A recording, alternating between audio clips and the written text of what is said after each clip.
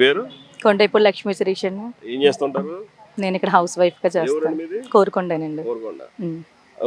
చెప్పండి, ఇప్పుడు రాజానగరం నియోజకవర్గంలో జక్కంపూడి రాజా గారు పనితీరు ఎలా ఉంది? పనితీరండి బ్రహ్మాండంగా ఉంటుందండి. ఏదైనా సరే ఏ విషయంలోనైనా సరే 100% మార్క్స్ అని కేసు ఇచ్చండి. మనం ఒక ఆడవాళ్ళ విషయంలోనైనా పథకాలైనా ఒకవేళ పెద్దవాళ్ళతో మాట్లాడడం అయినా ఆయన తీరే వేరండి. ఏదైనా మనం మాట్లాడాలి అనుకుంటే రాజా గారి తర్వాతనండి ఏదైనా. ఇవి ఒకప్పుడు ఎమ్మెల్యే గారు అంటే మాకు తెలియదండి. ఇప్పుడు అంటే ఎమ్మెల్యే అంటే ఒక అన్న మాకు. ఎప్పుడు పక్క పక్కనే ఉండి ఒక ఎమ్మెల్యే గారిని కలవాలంటే వెళ్ళి మన ఇంట్లో మనిషిని కలిసి వచ్చేసినట్టేనండి ఆయన కలవాలంటే. ఒకప్పుడు చేసేవాళ్ళు ఎమ్మెల్యే గారు అంటే ఎవరు తెలుసండి, ఎవరికీ తెలియదు. ఎక్కడో అపార్ట్మెంట్ తీసుకుని కాసేపు కూర్చుని వచ్చి చేసేవాళ్ళం. ఇప్పుడు మన పక్కనే ఉంటారండి ఆయన. కానీ ఆయన పనితీరు అయితే అండి చాలా బ్రహ్మాండంగా ఉంటుంది. మనం అయితే తప్పు పట్టాల్సిన అవసరమే లేదు ఆయన్ని. ఏం చేస్తుంటారు అసలు?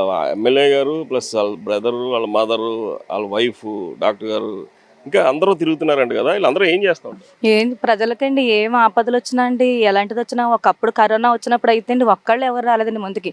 కరోనా వచ్చినప్పుడు మన రాజా గారిని అందరినీ నిలబెట్టి తీసుకొచ్చి విజయలక్ష్మి మేడం గారు ఇంట్లో ఉన్న హస్బెండ్ కానీ వైఫ్ అండ్ హస్బెండ్స్ కానీ ఎవరికెవరు తోడలేరండి. కానీ అప్పుడు ఆ రోజుల్లో చేసిన విలువండి ఇప్పటికీ మనం కాపాడుకోవాలండి దాన్ని. అంత మంచిగా చేశారండి. ఏదైనా ఒక హాస్పిటల్ కానివ్వండి, అంబులెన్స్లు కానివ్వండి, ఏదైనా ఇప్పటికీ కూడానండి. ఇప్పటికి ఏమైనా ఒక ఇలా ప్రమాదం జరిగింది, ఇలా యాక్సిడెంట్ అయిందంటే వెంటనే 5 నిమిషాల్లో వచ్చేస్తారండి. అదే మన ఇంట్లో వాళ్ళు కూడా అంత సాయంగా ఉండరండి మనకి. ఆయన చేసినంత పనితీరులో మనకి ఒక గొడవ అవని, ఒకటి అవని, ఏదైనా పిల్లలు పెద్దలు అవని, ముసలోళ్ళు అవని వెంటనే 5 నిమిషాల్లో ఆదుకుంటున్నారంటే మన రాజాబాబు గారేనండి అది. ఇప్పుడు రాజాబాబు గారు ఇంత డెవలప్మెంట్ చేశారంటారు, ఏం చేశారు? మీ ఊర్లో మీరు ఏం చూశారు?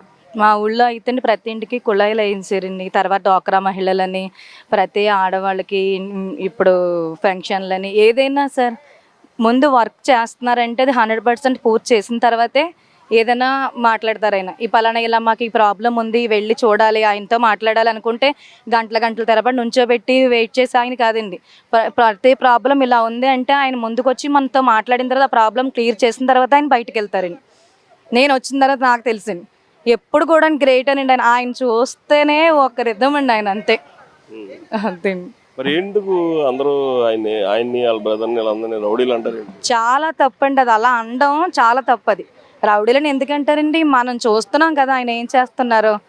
మనం చూస్తున్నప్పుడు రౌడీలని ఎలా అంటారండి? అసలు వాళ్ళు రౌడీజం చేస్తున్నారు కాబట్టి ఆయన రౌడీలు అంటున్నారు, లేకపోతే ఎందుకంటారండి రౌడీలని? తప్పండి, ఆ మాటలు మాత్రం తప్పు ఖచ్చితంగా అండి. మనం ఆయన పక్కన ఉంటేనండి మనకు తెలిసేది ఆయన అనేది ఏంటో. ఎక్కడెక్కడో వచ్చి ఎక్కడెక్కడో చెప్పేవాళ్ళు రౌడీజం అంటే అలా ఊరుకుంటాం, మేమే ఊరుకోం అలా అంటేను.